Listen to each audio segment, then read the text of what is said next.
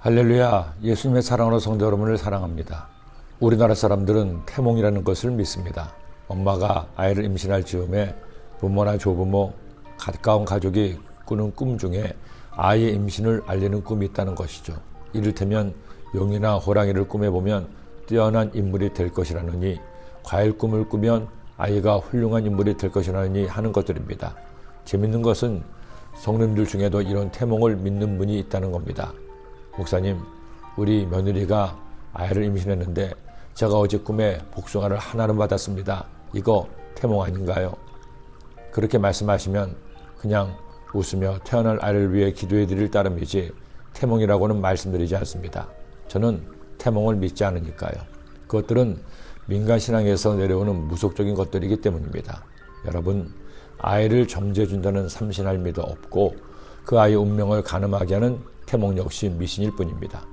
그런데 놀랍게도 성경을 보면 아이가 태어나기 전에 꿈을 꾸는 정도가 아니라 하나님의 사자가 직접 부모에게 내려와 태어날 아이에 대해 예언을 해주기도 한다는 것입니다. 그 첫 번째 대상이 바로 오늘 말씀의 주인공인 삼손입니다. 삼손은 이스라엘 민족의 마지막 사사입니다. 그리고 그 어떤 사사보다도 힘이 세고 뛰어난 전투력을 가지고 있었습니다. 그런데 아이러니컬한 것은 가장 뛰어난 사사였던 삼손이 가장 기구한 운명의 사사이기도 했다는 겁니다.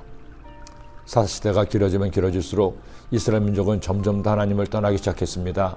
그리고 삼손 때가 되면 사사마저도 고통당하는 시대가 된 것이죠.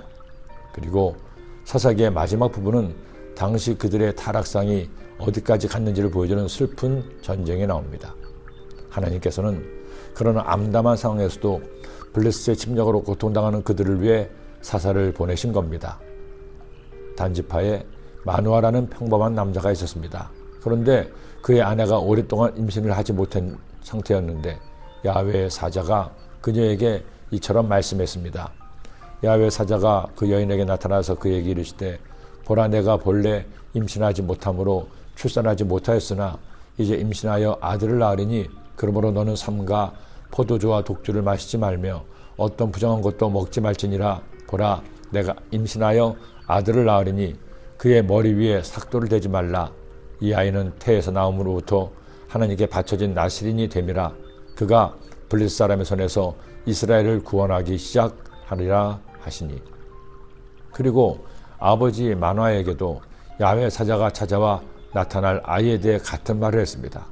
사자의 증언은 태어날 아이는 날 때부터 하나님께 드려진 나실인이니 일생을 나실인의 규례를 지켜 머리카락을 자르지 말고 포도주나 독주를 마시지 말고 부정한 것을 먹지 말고 율법의 말씀대로 살게 하라는 것이었습니다. 하나님의 말씀을 받은 부모는 얼마나 놀랐을까요? 하나님 말씀은 반드시 이루어져 임신을 하지 못하던 여인이 임신을 하고 마침내 마지막 사사 삼손이 태어난 겁니다.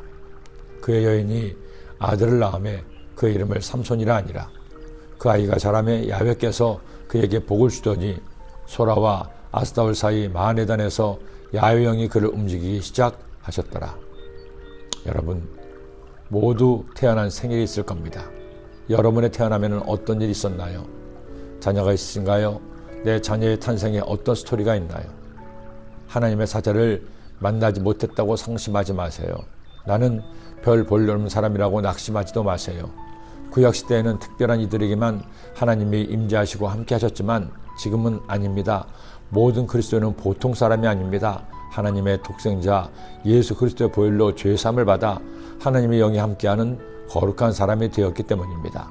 그러니 우리는 영적인 나실인입니다. 삼손처럼 태어날 때부터 하나님께서 구원하시기로 예정하신 하나님의 백성입니다. 그러니 우리 거룩하게 삽시다. 신실하게 삽시다. 나의 몸도 마음도 건강하게 소중히 여기며 잘 지킵시다. 그때 하나님께서 준비된 여러분들을 지켜주시고 사용하여 주실 겁니다. 기도드립니다. 하나님 아버지, 삼손이 태어날 때부터 나신으로 분을받아 태어났지만 그가 나신의 규례를 어김으로 많은 고난을 당했습니다. 우리는 나신의 규례를 잘 지키고 거룩하고 의롭게 살아 하나님께 쓰임받고 칭찬받는 주의 자녀가 되게 하여 주옵소서. 예수님의 이름으로 기도드립니다.